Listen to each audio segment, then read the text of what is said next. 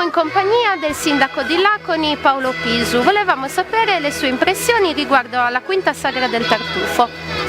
Questa sagra è promossa dalla Proloco in collaborazione col Comune e tanti altri enti, la Regione, la Provincia, la Ore. E l'obiettivo è quello di far conoscere il tartufo di Laconi, il tartufo del Sarcidano, perché ce n'è anche negli altri paesi limitrofi ai nostri.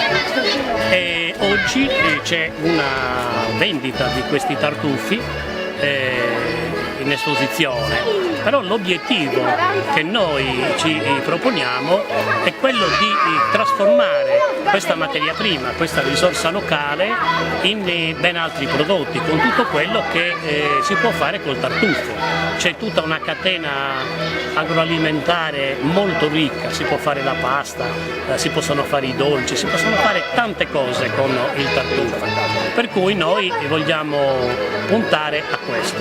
Però la premessa fondamentale per poter arrivare a questo è che in Sardegna si faccia finalmente, dopo 26 anni che l'hanno fatta in altre regioni d'Italia, la legge regionale per la protezione e la raccolta dei tartufi. Noi la sollecitiamo in ogni sagra.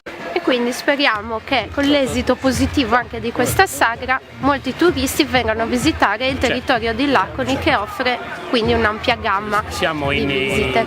Nei principali itinerari della Sardegna.